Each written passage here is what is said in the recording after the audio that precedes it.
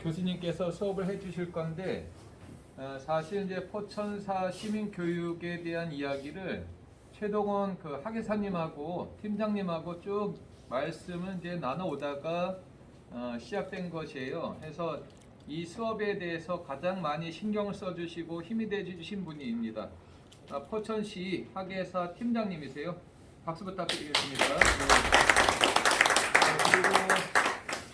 그리고 실제로 이제 한국사를 전공하시기도 했고 포천의 고대 그리고 고려 중세 그리고 이제 조선까지 해서 참 많이 알고 계시기 때문에 우리한테 큰 도움이 될 것 같습니다. 또 하나는 지난번에 우리 톡방에 어떤 김은아 님께서 말씀 주신 것처럼 수업을 같이 듣고 있음에도 불구하고 인사 한번 못하고 가는 것이 아쉽다 말씀을 주셨는데 괜찮으시면 수업 쉬는 시간이거나 끝났을 때 또는 일찍 오셨을 때 몇 분씩이라도 한꺼번에 다 소개를 못하기니까 두세 분씩이라도 또 나눠서 하면 오신 분들은 최소한 이름은 말씀을 좀 주시고 서로 인사하는데 도움이 되지 않을까 싶은데 어떠신가요? 괜찮으신가요? 네, 그렇게 하도록 하겠습니다. 오늘은 최동원 교수님한테 수업 부탁드리겠습니다. 고맙습니다. 안녕하세요.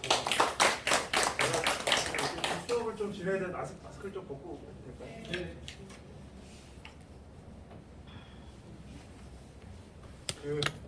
안녕하세요.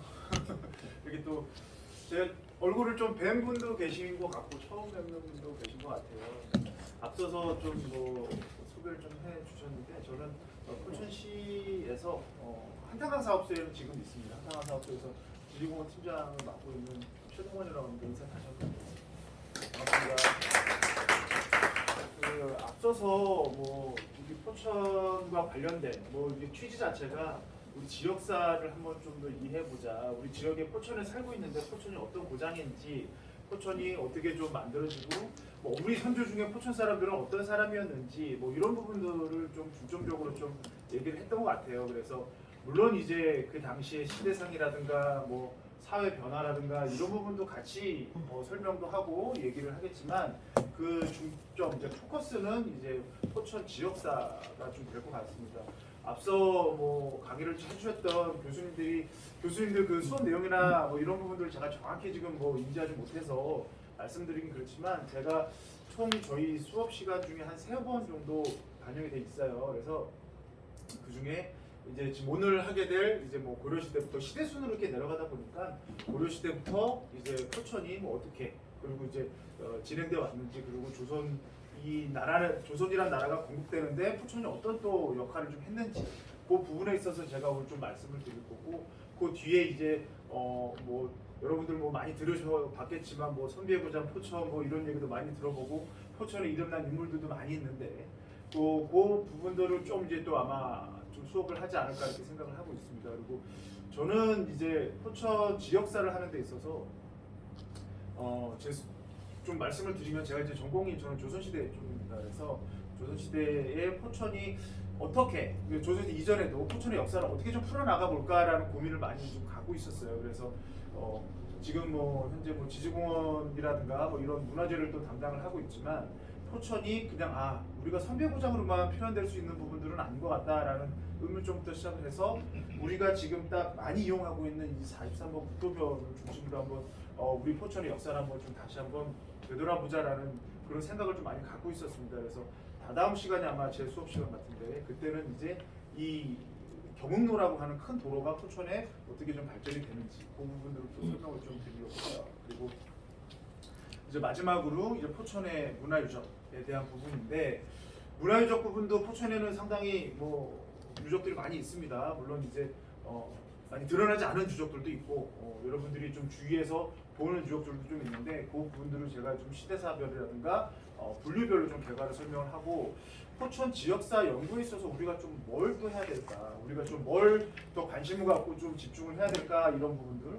그래서 어떤 부분은 연구가 좀 많이 진행이 되는데 어떤 부분은 좀 미진한 부분들. 어쨌든 여기 계신 분들이 지역사를 좀 알고 싶어 하시는 분들이니까 그런 부분들을 한번 좀 말씀을 좀 드려보고자 합니다. 그래서 좀 그렇게 좀 진행이 될 것 같고 오늘은 일단은 어쨌든 그 전에 아마 삼국시대 얘기를 좀 했을 거예요. 그래서 삼국시대 뒤가 이제 고려시대니까 물론 그 사이에 껴있는 시대가 조금 있죠. 후삼국시대라고 들어보셨을 거예요. 신라가 있고 신라의 마지막 왕이 이제 경순왕이죠. 신라가 있고 그 다음에 당시에 이제 전라도하고 충청도 쪽에 후백제라고 하는 견훤이 세운 나라가 또 하나 있어요. 그리고 우리가 태국이라고도 부르고 후고구려라고도 부르는 그런 이제 이 경기 지역과 강원 지역, 이 황해도 지역까지 일부러 관할했던 태봉국이라는 나라가 있었습니다. 그래서 그 시기가 뭐 한 20에서 30년 정도밖에 안 되기 때문에 우리 역사에서 보면은 큰 비중을 차지하고 있지는 않지만 그 시기부터 어떻게 보면 이 포천이 좀 이제 뭐랄까요? 역사에 좀 이제 뭐 나오게 되는 뭐 그런 시기라고도 볼 수 있습니다.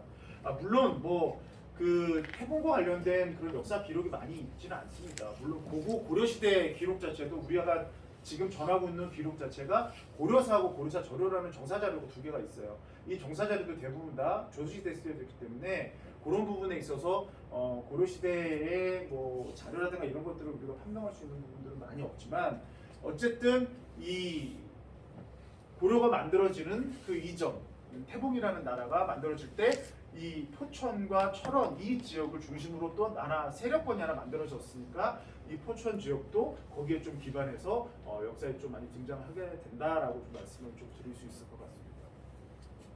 자, 제가 지금 말씀을 드렸다시피 이 후삼국이라는 것 중에 태봉이라는 나라가 만들어져요. 만들어지면서 우리가 잘 아는 궁예라는 인물 아시죠? 애꾸는 궁예. 이렇게 얘기하면 잘 모르시는 분들 많아요. 근데 김영철 하면 아시죠? 김영철, 최수종 보셨죠? 근데 그 제목이 뭔지 아세요? 드라마 제목이? 태조왕건이죠. 근데 궁예가 더 좀 약간 비중 있게 나오는 것 같아요. 어쨌든 이 궁예가 강릉 쪽에 있다가 강릉 쪽에서 이 철원 쪽으로 넘어옵니다. 넘어오는데 그 이유 중에 하나가 뭔지 아세요? 가장 큰 이유 중에 하나가 많이 들어보셨을 텐데 철원평야 들어보셨죠? 정말 큰 영토가 있어요. 거기에.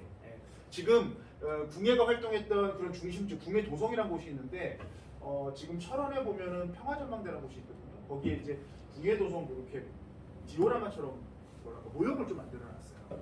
지금 이 궁예 도성 자체는 DMZ 딱 반경으로 해서 북쪽하고 남쪽에 걸쳐 있습니다. 북한하고 우리 쪽에. 그래서 얼마 전까지도 남북 이 좀 이제 아까 화해무드 뭐 이런 거 할 때 이 궁예 도성을 발굴을 좀 한번 해보자라고 해서 서로 뭐 회박도 하고 그러긴 했는데 지금 뭐 계속 저기서 미사일 쏘고 그래가지고 사업은 제대로 좀 안 되는 것 같긴 한데 어쨌든 궁예가 그 넓은 땅을 보고 나서 여기가 이제 우리가 새롭게 나라를 세울 땅이다라고 생각을 해서 이제 이 철원 중심으로 해서 태봉이라는 나라를 이제 건설을 합니다. 그때 이제 포천도 이제 그 뭐랄까요 태봉국의 영역에 포함이 됐다라고 좀 봐주시면 될 것 같아요. 근데 이 당시는 영역이라는 개념이 그렇게 많지는 않았습니다. 문자로 듯이 여기는 그중에서 여기는 고려, 여기는 뭐 신라, 여기는 백제, 뭐 여기는 이렇게 간 게 아니라 성 중심이에요. 쉽게 말해 우리가 어느 성을 함락하냐, 중세 봉건처럼 유럽의 봉건 사회처럼 이 성을 함락하느냐에 따라서 이 주위가 우리 땅이다라는 개념인 겁니다. 쉽게 말하면. 그래서 그런 개념이긴 한데 이 궁예가 사실은 정복 활동을 많이 했다기보다는 궁예의 부하, 중에 최고 엘리트가 누구죠? 아까 말씀드렸던 왕건이라는 사람이에요. 이 왕건이 여기저기 다니면서 막 이렇게 정복 활동을 하는데 그 성을 차지하면서 정복 활동을 해요. 하물며 어떤 뭐 부분이 있었냐면 상주의 성주라고 할 수 있는 아작이라는 사람이 있어요. 저 태조 왕건 보면 잘 알 거예요. 거기 보면 아작이라는 사람이 있는데 이 사람은 견훤의 아버지예요. 그치 아버지인데 왕건한테 뭐랄까 비구를 해요. 귀족이 되는 거죠. 왕건한테 항복을 하고 야 여기 니네 그럼 니네가 관할이야. 내 자식놈 견훤 나 지금 보니까는 못마땅히 죽겠어. 그러면서 왕건한테 가요. 그리고 나주 지역 저 밑으로 나주로 가서 나주오씨가 거기 성주였는데 나주오씨 딸하고 결혼합니다. 그러면서 그 지역을 또 관할하고 이 궁예가 태봉국이 막 세력을 확장하는 데 있어서 가장 중요한 역할을 했던 사람은 왕건이에요. 그래서 궁예가 우리가 잘 아는 폭정을 할 때 왕건을 이제 추대해서 이제 고려라는 나라를 개창하게 되는 것도 그런 이유에서 왕건이 추대가 된다라고 좀 봐주시면 될 것 같아요. 자, 그래서 지금 당시에는 이제 궁예가 이 지역을 차지를 하고 있을 때는 삼국시대 이 지역에 산성들이 상당히 많이 있었습니다. 우리가 뭐 포천 부읍에 보면은 큰 산 하나에 산성 있죠. 많이들 아시죠? 반원산성 있죠. 반원산성이 이 중심에 있었어요. 포천의 중심. 그래서 삼국시대 얘기할 때 반원산성을 얘기했는지 모르겠는데 이 반원산성을 누가 차지하느냐에 따라서 여기가 백제 영향권이었냐, 신라 영향권이었냐, 고구려 영향권이었냐 나눠지게 됩니다. 그만큼 중요한데 이 태봉국이 이제 포천을 중심으로 이런 활동을 할 때는 이런 산성 중심으로 방어 체계를 좀 구축했던 것 같아요. 사실은 이제 이 관련된 기록들은 많이 남아있지는 않습니다. 그런데 당시에는 이제 성 개념으로 봤을 때는 그 산성들, 우리 포천 지역에 있는 산성들을 중심으로 해서 이제 자기네 영역권을 좀 만들었다라고 좀 봐주시면 될 것 같아요. 근데 이 산성 중에서 궁예랑 왕건하고 전투가 벌어져서 그거에 대한 전설들이 남아있는 곳이 꽤 있어요. 어디 있는지 혹시 아시는 분 계세요? 가깝게는 우리 뭐 억새 흩날리는 데 어디 명성산 있죠. 명성산에도 뭐 우리가 보면 궁예성 뭐 이렇게 있는 거 전설 아세요 혹시? 그런 것도 있고. 근데 뒤에 또 얘기를 할 텐데 저기 관인면 중리에 보면 중리저수지라는 곳이 있어요. 거기 보면 보가산성이라고 있는데 보가산성도 그렇고 그 다음에 저기 운악산에 운악산성도 그렇고 이때 궁예랑 왕건이 싸우면서 만들어졌다고 하는데 그거를 조사를 해보니까 그건 아닌 것 같고 어쨌든 뭐 이런 이제 전설들이 상당히 많이 있어요. 제가 지금 근무하고 있는 한탄강에서도 뭐 여기는 왕건하고 그 궁예가 싸우다가 궁예가 왕건 그러니까 궁예가 건넌 그런 이제 그 여울이 있다 그래서 그걸 뭐 왕제 여울이라고 부르는 것도 있고 그 다음에 말등소라는 곳이 있는데 이 말등소는 궁예가 왕건을 피해서 쫓아가는데 말을 타고 쫓아가는데 왕건이 쏜 활에 궁예가 타고 있는 말이 거기서 이제 왕건을 물 밖으로 내보내고 자기는 거기서 이제 돌이 됐다라 그래서 말 등 모양을 해서 말등소라는 전설도 있고 상당히 많은 명성산도 그렇고요. 많은 그런 이제 일화나 전설들이 갖고 있는 곳이 또 이제 이 포천 지역이다. 그런데 이제 물론 이제 예전에는 반원산성 갖고도 그렇게 얘기를 했어요. 반원산성도 궁예가 만드는 산성이다라고 얘기를 했는데 그거는 저희가 조사를 다 이제 해보니까 시기도 많이 올라가고 그런 이제 그 연관성이나 이런 거는 많이 없는데 어쨌든 저희가 이런 전설들이 내려오는 건 뭐냐면 여기가 궁예의 영향권에 있었던 지역이었다. 그리고 왕건과 치열한 전투를 벌였던 지역이었다라는 그런 사실 정도만 알고 넘어가시면 될 것 같아요. 그래서 이 포천이 어쨌든 이제 이 태봉국에 한 소속된 그런 이제 지역이었다라고 보시면 될 것 같고 그 다음에 이제 왕건이 918년에 고려라는 나라를 만들어요. 궁예를 이제 쫓아내고 고려라는 나라를 만드는데 궁예는 지금 뭐 한간에 얘기를 그래요. 궁예가 뭐 저희 관인면에 어디 묻혔네, 영국면에 묻혔네 이런 얘기도 많은데 사실은 지금 이제 북한 쪽이라서 우리가 정확한 자료라든가 답사라든가 이런 게 어렵긴 한데 지금 DMZ 넘어서 철원 있죠. 철원 바로 위에 평강이라는 곳이 있어요. 평강군이라고 하는 곳인데 거기에 지금 묘가 있다라고 있다는 얘기는 하고 있습니다. 그래서 궁예 묘는 그쪽에 있다. 그쪽에서 이제 최종적으로 왕건한테 패했다라고 좀 봐주시면 될 것 같아요. 어쨌든 이 고려 시대 이제 포천 고려 시대가 만들어지는데 고려의 수도가 어디인지는 아세요? 개성입니다. 개성. 네, 개성이죠. 개성인데 그 전에 후삼국 때 태봉의 수도는 철원인데 철원하고 포천은 지금 거리잖아요. 그러니까 어쨌든 우리도 서울하고 가까우니까 뭐라고 얘기해요? 수도권이라고 얘기를 하죠. 네, 그만큼 수도에 있는 곳에 영향을 많이 미치는 곳입니다. 여기. 네, 그런데 이 고려의 수도는 개성으로 쭉 넘어가요. 그래서 원래 왜 근데 개성으로 갔는지는 아세요? 왕건이 개성 사람이에요. 왕건이 개성 호호 세력입니다. 그러다 보니까 자기 근거지인 개성으로 가고 개성은 뭐랄까요? 약간 뭐 평평한 땅도 있지만 물자도 풍부하고 수로도 이용하기 편합니다. 철원은 수로 이용하기가 상당히 약해요. 물론 임진강 쪽까지 가야 수로 이용하지만 개경은 바로 앞에 뭐 이런 이제 뭐 예성강도 있고 그래서 수로 이용이 용이하고 수로를 통해서 충청도나 전라도까지 다 이용이 가능했기 때문에 개경으로 이제 천도를 하게 됩니다. 그러면 이 수도인 개성입니다. 개경에서 포천은 어떤 지역일까요? 여기 제가 원교라고 썼는데 원자는 월원자고 교는 우리가 이제 뭐랄까요? 교회 지역 할 때 수도에 가까운 지역을 교회 지역이라고 얘기를 하는데 교자입니다. 그래서 수도에 가까운 곳을 우리가 근교라고 얘기를 하고요. 수도에서 먼 곳을 원교라고 얘기를 하는데 어쨌든 개경의 영향권 내에 있지만 먼 곳이다. 그래서 원교라는 말을 쓰는데 여기를 그러니까 쉽게 얘기하면 고려 시대에는 크게 주목받지 못했던 지역이었다라고 좀 봐주시면 될 것 같아요. 제가 좀 약간 그 고차원적인 얘기를 썼죠. 이렇게 그건 뭐냐면 아씨 포천이 그래도 좀 고려 시대에 좀 역할을 했었어야 되는데 이런 이제 마음가짐 때문에 이렇게 쓰긴 했지만 어쨌든 포천은 고려 시대에 좀 이렇게 뭐가 변방이었다라고 좀 봐주시면 될 것 같아요. 그래서 여기 지방인데 오타가 났네. 지방관인데 이때는 우리가 고려 조정에서 전 지역의 지방관원을 다 파견하지 않았습니다. 쉽게 얘기하면 우리가 수령이죠. 거기에 목민관이라고 얘기하는 뭐 우리가 동원이라고 우리 포천 향교 옆에 포천 관아터라고 있는 거 혹시 아세요? 분내 면사무소 자리입니다. 거기에 지방관을 파견해서 거기 일대를 이제 관할하게 하는데 이때는 포천에 지방관을 파견하지 않았어요. 그럼 어떻게 했느냐? 양주에 붙이거나 동주에 붙이거나 동주는 어딘지 아세요? 철원입니다. 철원의 고려시 지명이 동주예요. 동주에 붙이거나 이렇게 했어요. 그래서 여기 있나 모르겠는데 그래서 속현제도라는 걸 하는데 그 어떤 고을에 큰 고을에 속한 지역이었다라고 해서 속현제를 운영을 하는데 포천은 고려 중반까지 속현이었습니다. 양주에 붙였던 거나 철원에 붙였거나. 그래서 여기는 독자적인 그 뭐랄까 행정기구가 없었다고 봐주시면 돼요. 그만큼 약간 이제 그 변방 지역이었다라고 좀 봐주시면 되고 어쨌든 이 서경은 어디냐? 평양입니다.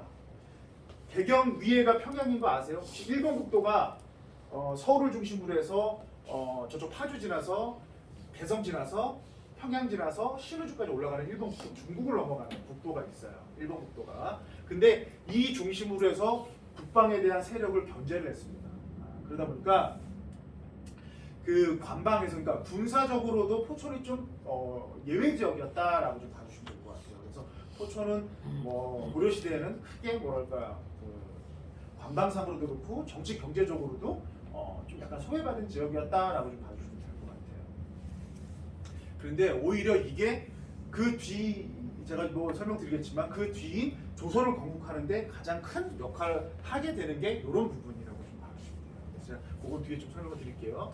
왜 이렇게 근데 이게 기록상으로는 뭐 이렇게 좀 뭐랄까 군데군데 나오긴 하지만 이 증거가 뭐냐면 삼국시대 포천에 산성이 어마어마하게 많습니다. 어디냐면 우리가 여기 지금 43번 국도입니다. 경음로라는 43번 국도예요. 지금 우리 앞을 지나는 국도에 반월성, 고모리성, 냉정리성, 성동산성 같은 선성을 쭉 사요. 여기는 임진강이고 여기 한탄강입니다. 한탄강에도 한탄강으로 해서 이렇게 쭉 산성을 쌓아요. 이건 뭐냐? 북방에 있는 적을 막고 북진하는 적을 막기 위해서 이렇게 다 성을 쌓은 겁니다. 이게 군사적 요충지인데 군사적 요충지가 어떻게 나타나냐면 43번 국도변으로. 이거는 43번 국도 딱 보시면 우리 축석이랑 조금만 고개 넘으면 철원까지 고개 하나도 없죠. 쭉 갑니다. 이건 뭐냐? 역을 생각하면 당시에 차가 있어요, 아니면 뭐 비행기가 있어요 이런 게 전혀 없을 때죠. 다 걸어서 가거나 운반차를 타고 가야 되는데 가장 빠른 길로 진군을 하게 돼요. 그러면서 내려오면 가장 빠른 길이 이쪽이니까 이쪽에다가 이렇게 성을 쌓아서 방비를 한 겁니다. 근데 이게 뭐냐? 하천을 중심으로 해서 북쪽에서 남쪽으로, 남쪽에서 북쪽으로 내려온 걸 다 방어하기 위해서 산성을 쌓는데 이 산성들이 삼국시대까지 정말 활발하게 뭐 쌓았고 뭐 부서지면은 다시 보수도 하고 이렇게 하는데 고려시대에 이걸 보수했던 기록이 없어요. 흔적도. 이 산성들 특히 이제 반월산성 같은 경우는 저희가 발굴 조사를 8차, 9차까지 했거든요. 근데 고려시대에 이거를 뭐 고쳤다는 흔적 자체가 없어요. 그건 뭐냐? 고려시대에는 이쪽을 크게 신경 쓰지 않았다. 이렇게 좀 보시면 될 것 같아요. 그리고 이 반월산성 같은 경우는 그래서 조선시대에 넘어와서 광해군 때 고칩니다. 크게 고쳐요. 그러면서 여기다가 보호부를 만드는 군 사령부를 두는 겁니다. 쉽게 말하면 반월산성 직두리하고 반월산성 그쪽에다가 그만큼 이게 주요한 이제 관방 시설인데 군사 시설인데 고려 시대는 이런 것들을 안 했다라는 걸 봤을 때는 고려 시대는 이 지역을 크게 국방상으로도 관방상으로도 중요하게 생각을 안 했다라고 봐주시면 될 것 같아요. 그런데 우리가 아까 말씀드린 요 이제 산성들이 고려 시대에 쌓은 산성들이 요 두 가지 산성이 나타나는데 하나가 중리 저수지에 있는 보가산성 그리고 성벽이 조금 남아 있습니다. 그리고 운악산성 이 성벽이 좀 남아 있어요. 근데 이 산성들은 다 대부분 어떻게 보면 산 중턱이나 높이 있습니다. 우리가 흔히 해서 산성을 볼 때 퇴매식하고 포곡식이라는 산성들이 있는데 요거는 골짜기를 막아서 만든 포곡식 산성입니다. 두 개 다. 우리 반월산성은 퇴매식이라 해서 봉우리가 이렇게 있으면 요 위를 둘러싸서 산성을 만들었어요. 그런데 요 이제 포곡식 산성이 만들어지는데 요 두 개 산성들이 고려시대에 만들어지는데 왜 어떻게 만들어지느냐? 우리 이제 그 몽고 침입이라는 얘기 들어보셨을 거예요. 원나라가 침입해서 우리 지금 잘 들었던 징기스칸 있죠. 징기스칸 그 당시입니다. 그 당시에 우리 고려 시대도 몽고가 침입해서 몽고가 어떻게 보면 정계를 다 이렇게 뭐 좌지우지하고 우리 임금이 몽고에 가서 볼모로 잡히고 그 다음에 혼인 자체도 몽고의 공주랑 혼인을 하고 이런 부분들 시기가 있어요.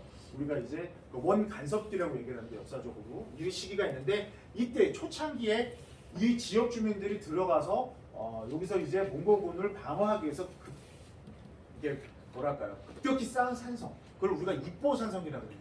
여기로 올라가서 우리가 우리 자신을 보호한다 쉽게 말하면 그런 입보산성인데 요 산성들만 고려시대에 좀 쌓은 겁니다. 그래서 전체적으로 산성이라 그러면 평상시에서 군대를 파견을 하고 거기를 이제 관할을 하는데 이 부분은 그냥 딱 이제 몽고가 쳐들어올 때 그때만 이제 급격히 쌓은 산성이다라고 봐주시면 돼요. 그래서 그때 근데 급격히 쌓은 산성치고는 잘 남아 있습니다 아직까지. 그래서 요 뭐 문학산성 같은 경우는 너무 이제 산 정상에 있어서 보수가 어려운데 보관산성 같은 경우는 시에서도 저희가 좀 아마 이제 보건 사업이나 이런 것들 추진을 하려고 거기 좀 계획을 좀 잡고 있다라고 좀 봐주시면 될 것 같아요. 그래서 고려 시대에는 우리 포천 지역에서는 이런 이제 유적들만 좀 남아 있다라고 좀 봐주시면 됩니다.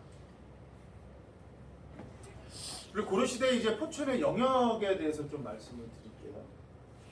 아까 말씀드렸다시피 포천에는 지방관리 파견이 안 됐다고 말씀드렸죠. 그런데 여기 보시면 성종 14년입니다.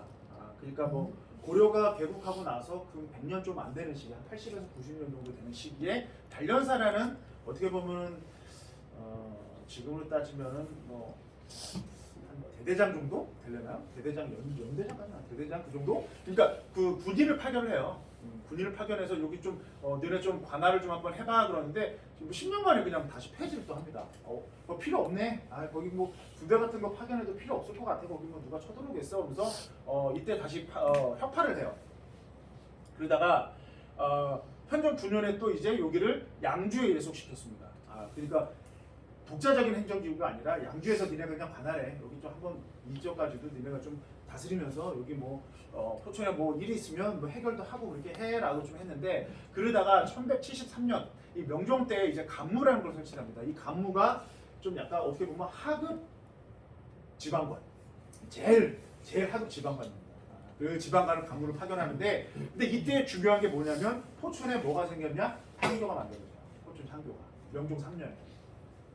그거는 독자적으로 여기에 지방관을 파견을 해서 여기서 인재도 양성을 하고 여기서 이 나름대로의 그런 이제 그 지방 통치를 좀 해라라는 의미라고 보시면 돼요. 그래서 포천 향교가 이 시기에 좀 만들어졌다라고 좀 봐주시면 될 것 같습니다. 그리고 이러다가 태종 13년 이제 조선이 들어섭니다. 조선 태종 13년에 현감으로 만들어지면서 현감을 파견하면서 여기에 제대로 된 이제 행정 기구가 만들어집니다. 그게 군내면 구음리 일대라고 봐주시면 돼요. 그래서 군내면 구음리에 향교가 있고 그다음에 관악도가 있고 거기에 이제 뭐 우리가 아까 뭐 제가 말씀드렸던 광해군 때 뭐 그런 도호부 관청이 또 설치가 되고 거기가 행정의 중심지였다라고 봐주시면 됩니다. 그래서 지금 명칭도 군내면이잖아요. 그 이제 이때 이제 포천 그 읍내를 군내면이라고 얘기를 한 거예요. 그런데 그러다가 이제 신읍이 생기면서 거기 원래는 현내면이었습니다. 원래 그 군내면 지명 자체는 현내면. 포천현의 중심이 따라서 현내면이라 그러다가 신읍이 생기면서 구읍으로 바뀐 거예요.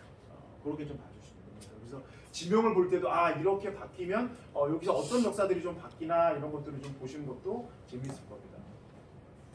그 다음에 영평 같은 경우는 원래 이제 포천이 1914년 일제강점기이긴 합니다. 1914년에 영평하고 포천이 합쳐져요. 그때 그 전에는 붙었다 뗐다 하다가 최종적으로 1914년에 합쳐지게 되는데 포천보다는 좀 여기 포천에 좀 우리 지명이 또 포천이다 보니까 좀 이제 애착이 조금 더 있으실 텐데 영평이 좀 컸습니다. 영평 지역이 좀 포천보다 조금 더 컸다라고 보시면 돼요. 근데 저도 그때 기록을 보면 그 제가 이제 그 일제강점기 초기에 있는 그 지적 대장이라든가 이런 거 찾아보면 글을 좀 썼는데 그때 이제 찾아본 게 군유지를 좀 찾았어요. 근데 그 일제강점기 초기 1910년대 초기인데 군유지 자체가 포천 읍내 군내면이 훨씬 많아요. 영평 앞에보다. 그러면 군내면이 좀 더 컸다고 보는데 어쨌든 그 당시에 주교도는 영평을 또 쳤던 것 같습니다. 그게 뭐냐면 이게 나와요. 여기 보시면 1173년에 간무를 설치했다 그랬죠. 영평은 1106년에 간무를 설치했습니다. 먼저 설치를 해요. 한 70년? 60, 7, 8년 정도 먼저 지방관을 파견해서 여기를 자치적인 행정기구로 인정을 합니다. 영평 쪽에다가. 그리고 여기다가는 원종 때 현령으로 승격을 합니다. 간무보다 위에 있는 직책이 현령이라는 직책인데 이게 현령을 파견을 해요. 그만큼 영평을 조금 더 포천보다는 쳐줬던 것 같아요.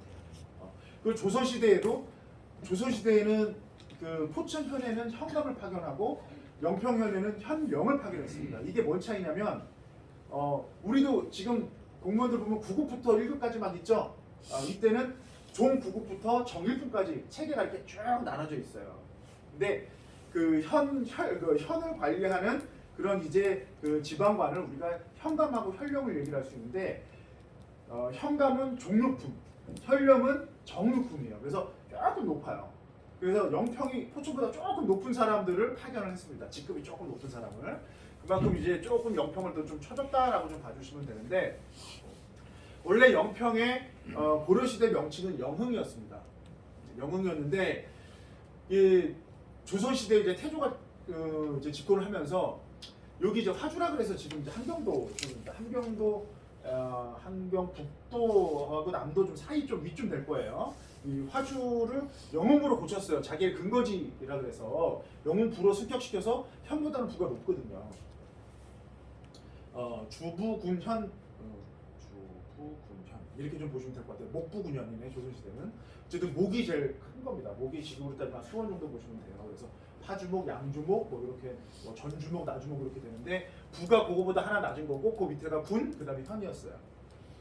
근데 이 영흥은 이제 현이니까 영흥을 부로 승격했는데 이름을 이걸로 계속 영어로 쓰지를 못하게 했고 그때 영평으로 이름을 고쳤습니다. 이제 고려에서 조선으로 넘어갈 때 그래서 이 영평 부분 자체도 영평이 조금 더 포천보다 당시 좀 컸다라고 좀 보시면 될 것 같습니다. 그래서 여기 뭐 밑에 얘기는 제가 좀 뭐 말씀드렸던 얘기고 어쨌든 중요한 거는 뭐냐면 고려 중기나 돼서야 포천에 이제 지방관이 파견되기 시작했다라고 봐주시면 될 것 같고 근데 이때는 포천이 좀 중요해서 지방관을 파견했다기보다 조선시대는 모든 그 지방에다가 지방관을 파견을 합니다. 그래서 우리가 중앙집권적 체제라고 얘기를 해요. 그냥 역사적으로는. 근데 고려 시대는 한 반반이었다가 여기 계속 늘려져요. 왕권이 그만큼 각 지역마다 다 이제 영향을 미치겠다라는 겁니다. 영향을 미치겠다. 근데 우리가 여기서 좀 말씀을 드리면 여러분들 다 본관 갖고 계시죠? 본관 갖고 계시죠? 저는 이제 본인 전주입니다. 저는. 근데 여러분들 다 본관 갖고 계시는데 본관 제도라는 거는 물론 신라 시대 때도 있었긴 하지만 이게 정착된 게 고려 태조 때예요. 태조 때인데 그 이유가 뭐냐면 아까 말씀드렸죠 제가 고려를 건국한 태조 왕건은 본인들이 각 우리 전국에 있는 성들을 이렇게 함락하고 성을 차지하면서 세력을 확장했다 말씀드렸죠. 그러면서 그 성에다가 자신한테 귀속되거나 자기한테 항복한 데다가 성씨를 준 겁니다. 너는 뭐 어떻게 보면 뭐 전주 저는 이제 본관 최씨니까 전주에 나한테 전주 사는 사람 중에서 최씨성을 갔는데 나한테 좀 협조적이야. 그래 내가 전주 본관 줄게. 이렇게 들어가는 거예요. 그래서 그때 이제 본관제가 확립이 되는데 그 초기에는 이 본관제를 하다 보니까 쉽게 말하면 거기에 그 성에 대한 그 부분들을 인정을 해준 겁니다. 주방관을 파견하는 게 아니라 거기 성주였던 사람들을 인정을 해주고 거기 성주가 자기 아들들한테 세습을 해준 거죠. 그걸 우리가 호족이라고 얘기를 하는데 그것들을 세습을 해주다가 이제 고려가 어느 정도 탄탄해지고 내가 왕권이 전국에 좀 미치게 하겠다라고 해서 이 지방관들을 계속 파견하기 시작합니다. 그렇게 보시면 될 것 같아요. 그래서 조선과 다르게 고려 시대에는 지방 관원이 파견이 좀 안 됐다가 이 시기 조선 중기 때 돼서 지방관을 좀 파견을 하고 그때 이제 포천에도 지방관이 좀 파견이 됐다라고 좀 봐주시면 될 것 같아요. 자, 좀 내용이 어렵나요? 그래도 제가 좀 이거 표정들이 다들 굳어 계셔서 좀 이제 역사가 어떻게 보면 역사가 어떻게 보면 좀 재미 없을 수도 있는데 뭐랄까 조금 이제 그 당시 생활 그리고 제가 그 역사 얘기를 하면 이해하기 좀 쉬우시라고 드라마나 이런 얘기, 전 드라마를 많이 보진 않은 편인데 드라마나 이런 얘기를 많이 좀 붙여서 말씀을 드려요. 그래서 그렇게 내가 예전에 봤던 사극들을 한번 좀 생각해 보시면서 내용을 들으면 그때 이랬지 그런 게 그랬을 거야 뭐 이렇게 좀 했을 수 있을 것 같아요. 제가 지금 얘기했던 거 기억 잘 못하시겠죠. 근데 그럼 태조왕건을 내가 좀 감명 깊게 본 것 같아요. 제가 그래서 이 말씀을 드릴게요. 태조왕건에 나왔던 최수종이 거기에 뭐죠 미스코리아 출신인데 염정아 맞아 염정아가 나주오씨의 성주의 딸이에요. 네, 맞아 거기 정확히 보셨는데 나주오씨 성주 딸인데 거기를 이제 두 번째 부인으로 맞이하게 됩니다. 그런 게 이제 그런 부분인 거예요. 그래서 태조 왕건 같은 경우는 부인이 28명이나 그래요. 네, 29명이나 그래요. 그만큼 다 이게 결혼을 한 게 정략 결혼인 거죠. 쉽게 말하면 정략 결혼을 한 겁니다. 그런 부분들 이해하시면 그 당시에는 이렇게 뭐랄까 내가 왕권이 그렇게 크지 않았으니까 각 지방에는 지방마다 이렇게 지방관을 많이 파견을 못했다라고 좀 봐주시면 될 것 같아요. 그렇게 이해하시면 조금 더 편하시지 않을까 싶어요. 그렇게 이제 포천이 고려 시대 내에 좀 약간 대우를 못 받다가 이제 고려 말에 들어서 이제 조금 이제 인물들이 좀 등장을 합니다. 고려 말에 인물들이 등장을 하는데 그 중에 뭐 오늘 얘기할 이성계 오타가 이렇게 많이 났네요. 급하게 쳤나 봐요. 제가 좀 바쁘거든요. 이번 주 목요일에 저희 이제 출 세미나를 하고 저희 지식공원 센터에서 그다음에 이제 기획전시 오픈을 해요. 그래서 관심 있으신 분 한번 오세요. 부석기 한탄강 부석기 부분인데 갑자기 여기서 이제 각도치로 제가 저희 전시 설명 좀 하게 되는데 우리 한탄강에 처음에 저희 계영진 학예사가 와서 아마 말씀을 드렸을 거예요. 그래서 한탄강이나 포천 쪽이 부석기부터 시작해서 상당히 가치가 있는 지역이다라고 말씀을 드렸을 거예요. 근데 저희가 그동안에 포천에서 출토된 유물들이 다 외부에 나가 있었습니다. 왜냐면 포천에 박물관이 없거든요. 그리고 수장고도 없었어요. 근데 이제 한탄강 지식원 센터를 제가 지금 만들면서 꼭 우리가 이 외부에 나가 있는 유물들을 좀 우리가 찾아와서 포천의 정체성을 한번 좀 다시 만들어 보자라고 해서 밑에 수장고를 크게 만들고 해서 문화재청이랑 국립중앙박물관에서 이제 위임을 받았습니다. 포천에 출토된 유물들은 다 포천에 있게끔. 그래서 외부에 있는 기관에 있는 유물들이 다 저희가 지금 보관을 하고 있는데 1차 작업으로 한탄강에 출토된 구석기 유물들을 제가 수거를 해왔어요. 그래서 그 부분들을 저희가 좀 이제 우리 시민들하고 일반인들한테 보여드리고 이게 어떠한 가치가 있는지 저희가 학술 세미나를 하거든요. 이번 주 목요일입니다. 오후 2시에 저희 한탄강 지식센터에서 있는데요.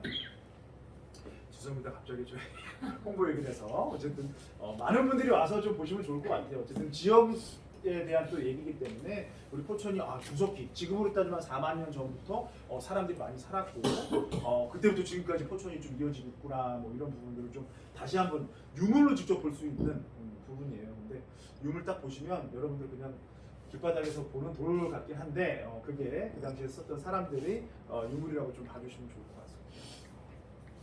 다시 이 얘기를 좀 돌아가서 포천이 변방이었는데 고려 말하고 조선 초에 이제 좀 뭐랄까 역사에 많이 등장을 합니다. 기록도 등장을 하고요. 특히 여러분들이 잘 아시는 조선왕조실록이라는 기록에 포천에 대한 얘기가 조금 나와요. 그리고 조선 초기에 포천에 대한 얘기도 좀 나오고 그 얘기를 지금부터 좀 제가 또 풀어드릴게요.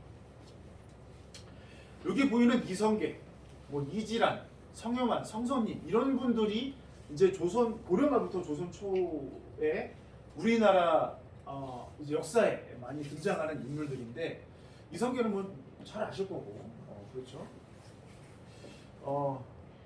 이성계는 저기 뭐죠? 그 태종 이방원인가요? 그 드라마 얘기를 하게 되는데 거기에 김영철 씨가 또 뭘로 나와? 이성계로 나오나요? 맞나? 나 갑자기 생각나네. 정도전이 그 안중모인가 그분인 것 같고 하여튼 나 지금 드라마 안제모. 드라마를 좀 잘 봐야 되는데 저도 드라마를 많이 봐야 될 것 같은데 어쨌든 여기에 이성계하고 이지란이라는 분이 나와요. 이지란 혹시 아세요? 누군지? 포천의 인물인데 지금 창수면 추동에 보면 청해시 그 집성촌이 있고 사당이 있습니다. 청해사가 사당이 거기에 모셔진 인물이에요. 근데 이지란이란 인물 이 조선왕조실록에는 안 나옵니다. 툰두란이라고 나와요. 뭐냐면 여진인이에요. 우리나라에 이제 뭐랄까 귀화를 한 인물입니다. 이성계의 최측근 지금 따지면 뭐 핵관 그러는데 완전 핵관 중 핵관 이지란이고 성녀환은 고려 말의 이제 충신입니다. 지금 신분면 고일리에 이제 무덤이 있습니다. 이 성녀환의 아들이 성선인인데 이 성녀환은 이성계랑 되게 친분도 좋고 잘 지냈던 인물인데 우리가 조선 건국할 때 큰 인물로 누굴 뽑죠? 정도전하고 정몽주 정몽주 뽑죠. 삼성 정도전하고 이분은 쉽게 말하면 정몽주 쪽에 편에 섰던 인물. 그러니까 이성계랑은 나중에는 좀 멀어졌던 인물이죠. 그러면서 낙향을 어디로 하느냐? 포천으로 낙향을 합니다. 신봉면 쪽에 기지리하고 이쪽으로 낙향을 합니다. 묘는 고일리에 있는데 우리가 독곡부락이라고 혹시 아트밸리 근처에 있는 마을 아실 거예요. 독곡이 누구냐? 이 성송민입니다. 그래서 이 분들이 이쪽 신봉면 쪽으로 이제 낙향을 하는데 이 두 분은 그러니까 부자지간인데 상반된 정치 성향을 갖고 있어요. 성성리는 조선 건국에 찬성을 합니다. 그래서 이 조선인 건국한 태조 이성계가 상당히 신임했던 인물. 그리고 여러분들이 포천의 태조 이성계하고 뭐 관련돼서 그 전에 제가 지금 얘기하기 전에는 함흥차사 좀 들어보셨을 거예요. 함흥차사. 함흥으로 가는 길이 포천 이 길이었다. 뭐 이런 얘기를 많이 들어보셨죠. 이 함흥으로 이제 차사를 갔던 인물이 이 성성입니다. 그래서 흔히 얘기해서 이 이성계를 다시 이제 그 왕자의 난데 태종 이방원이 자기 동생도 죽이고 왕이 차지할 때 함으로 가죠. 나 니네 꼴 보기 싫어. 아유씨 어떻게 형제들끼리 이렇게 잔혹하게 이렇게 왕권 하나 때문에 뭐 이렇게 서로끼리 피를 흘리고 그래. 그래서 보기 싫어. 그러면서 갔을 때 성성민이 이제 태종 이방원이 좀 한번 가주십시오. 그래서 가서 이방원을 좀 데리고 왔다는 일화를 있는 분이 이 성성민입니다. 이분들이 이제 포천의 큰 인물이었다라고 봐주시면 돼요. 근데 왜 이성계가 포천의 인물일까라고 얘기하시는 분들, 생각하시는 분들 좀 있죠. 이성계의 고향은 어딘지 아세요? 여기 보이나요? 태조 이성계는 전주이시죠. 잘 아시죠? 왕족이니까. 전주 살지는 않았습니다. 전주 살지는 않고 어떻게 보면 지금 함경도 제일 끝자락 살았어요. 그 얘기들을 풀어가면서 왜 포천이 이성계랑 연관이 있는지, 조선 건국할 때 왜 포천이 중요한 역할을 했는지 그 얘기를 좀 말씀을 드리도록 하겠습니다. 자, 이성계는 여기 뭐 이 얘기부터 시작을 하긴 하는데 여기부터 말씀을 드릴게요. 이성계의 4대조 중조네요. 증조인 이한사란 분이 있어요. 목조라고 해서 임금을 추중했죠. 태조 이성계가 이한사란 분이 있는데 이한사가 당시에 이제 몽고 침입할 때 이제 몽고가 우리나라 침입할 때 좀 그거를 피해서 위쪽으로 올라갑니다. 위쪽으로 올라가. 그거보다 무신난이라고 보시면 돼요. 무신 정권이 있었던 거 아세요? 고려 때 무신 정권이 있었던 거 혹시 좀 아시죠? 무인들이 집권하고 문신만 너무 대우라니까 무신들이 반란이 돼서 무신 정권을 만드는데 그때 이제 그 화를 피해서 북쪽으로 올라가요. 삼척으로 좀 갔다가 거기서부터 함경도로 또 올라가는데 이 이한사가 함경도로 올라가면서 그냥 올라간 게 아니라 그 당시에 자기들 식솔하고 자기들을 따랐던 그런 이제 평민들이죠. 어떻게 보면 그런 사람들을 한 100여 이상 데리고 올라간다고 합니다. 이제 함경도 올라가서 거기서 이제 터를 잡고 있는데 여기 보시면 요 얘긴데 이한사가 이렇게 좀 올라가는데 그 당시에 고려 조정에서 여기가 자꾸 이제 그 여진족들이 좀 침입을 하는 거야. 그 당시에 그쪽에서. 그리고 이제 몽고도도 뭐 이제 꿈틀꿈틀 하고 있고 그래서 여기를 좀 방어를 해야 되겠다. 그래서 의주 병마사로 이한사를 임명을 합니다. 그래서 거기를 방어를 하라 하면서 그러면서 그 외지 사람이긴 하지만 이 함경도에서 본인의 세력을 차근차근씩 키워나가요.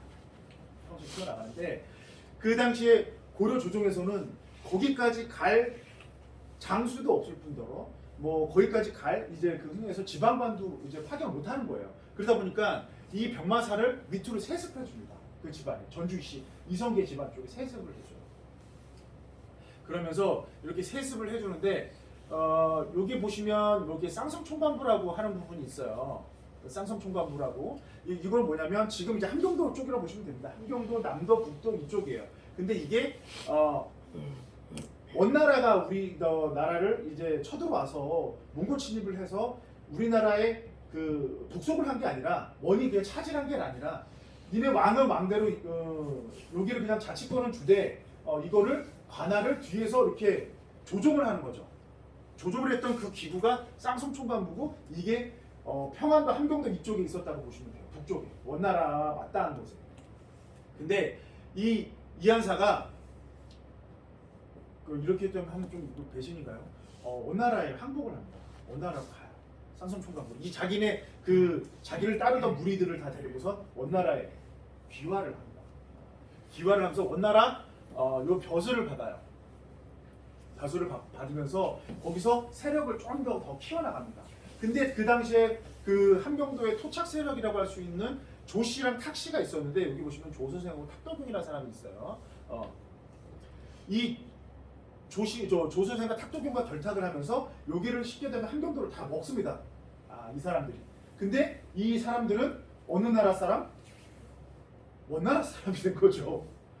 고려 사람이 아니에요. 원나라 사람이 된 겁니다. 그래서 이 당시에 이 함경도 지방을 이 이성계하고 여기 이제 조선생 탁도균이나 이런 사람들이 다 관할합니다. 그래서 고려에서 그 간섭을 못하게 그냥 원나라에 그냥 뭐랄까 그 명령을 받으면서 여기를 그냥 관할을 한 거죠. 그런 시기가 있었습니다. 그런데 이때 그 이제 이행이라는 이제 고조 이성계의 고조 아들인 그 이행의 아들인 이추라고 이자춘이 있었습니다. 이추라고 이자춘인데 이 이자춘은 이성계 아버지인데 이성계 아버지 때 딱 정국을 딱 보니까 원나라가 좀 쇠퇴하는 것 같아요. 원나라가 좀 기울어요. 그리고 중국 쪽에서 어느 나라가 커졌는지 아세요? 그 당시에 주원장이라는 명이 이제 세력을 커나가는 시기입니다. 그리고 당시의 임금이 누구냐면 공민왕이라는 사람이에요. 공민왕은 여러분들 충수광, 충혜왕, 뭐 충렬왕 이런 거 들어보셨어요? 혹시 고려 임금 중에 왜 충자가 붙은지 아세요? 원나라에 충성하라고 충자가 붙은 거야. 공민왕 때부터 안 붙였습니다. 그래서 공민왕이 집권하면서 뭐를 하느냐? 이제 반원 정책을 피기 시작을 해요. 원나라를 이제 물리치는 정책을 하죠. 거기에 가장 이제 뭐 주축이 된 사람이 승려에다가 한 사람은 신돈이라는 사람 들어보셨죠? 좀 드라마 얘기하겠습니다. 손창빈. 이 기억이 나네요. 손창빈 신돈이라는 사람이 있습니다. 근데 이 당시에 공민왕이 진짜 집권을 하면서 이제 원을 좀 물리쳐야 되겠다. 보니까는 저쪽에 그 명나라가 이제 커져가면서 원나라가 좀 이제 원나라가 몽고입니다. 몽골. 원나라가 좀 이렇게 좀 내려갈 것 같아. 그러면서 이제 반원 정책을 폈는데 이 이성계 아버지 이자춘도 딱 그 정황을 좀 보니까 이제 원나라한테 있으면 안 될 것 같아. 고려한테 좀 내가 잘 보여야지만 내 세력들을 계속 유지할 수 있을 것 같아. 이런 이제 판단을 쓴 거죠. 그러면서 다시 고려의 모든 거를 자기 이제 모든 거를 다 고려로 귀속시키면서 내가 충성맹세를 하게 됩니다. 아버지 때 이자춘 때 다시 이제 고려로 들어간 거죠. 이해되셨죠? 몽고로 갔다가 다시 이제 고려로 들어온 겁니다. 자기 아버지 때. 그러면서 아까 그 조소생하고 탁도경이라는 그 지역의 세력들이 있었다 그랬잖아요.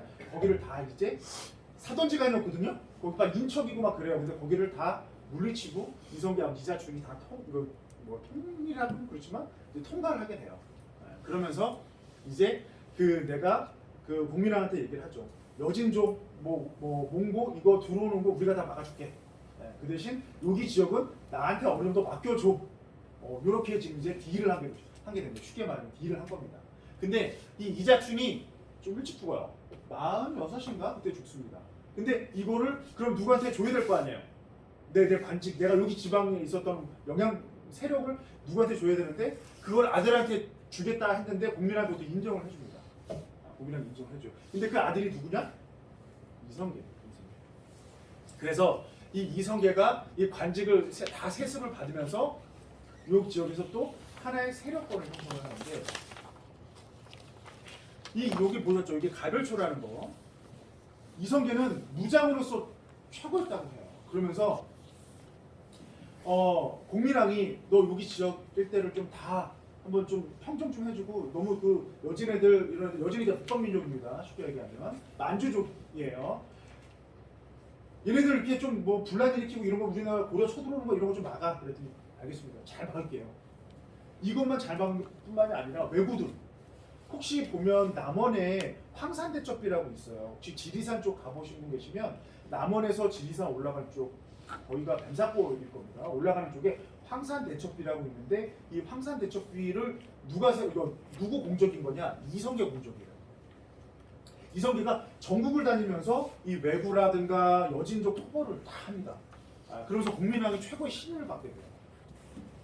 근데 이 부분은 뭐냐? 이성계는 또 여기서 약간 좀 기발하게 생각한 게 뭐냐면 분명히 이제 이렇게 정복이라든가 전쟁을 하면 포로들이 있잖아요. 포로들을 회유해서 자기 군사들을 만듭니다. 그게 이제 가별초라는 군사를 하는 국민이라고 좀 써놨는데 가별초를 만들어요. 이게 뭐냐면 내가 포로를 했는데 포로를 해서 우리가 뭐 그 당시에 포로 교환 이런 것도 없을 때잖아요. 그러니까 니네 나한테 와 그럼 내가 먹여주고 살려주고 다 해줄게. 그 대신 나한테만 충성해. 이런 부분이 이제 가별초라는 건데 이것들을 많이 건드리게 됩니다. 이게 그럼 뭐냐? 사병 차조직인 거죠. 사병을 거느리게 됩니다. 이 사병을 거느리게 되는 게 이 당시에 이성계의 가장 큰 자산이 됩니다.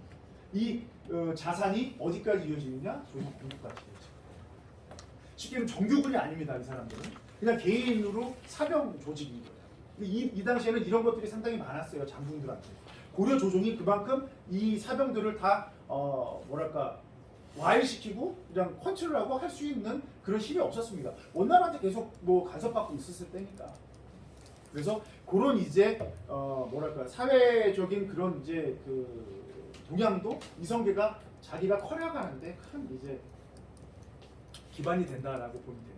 근데 이 사병이 많으면 많을수록 뭐가 필요하겠어요? 군사를 훈련시킬 땅도 있어야 돼요.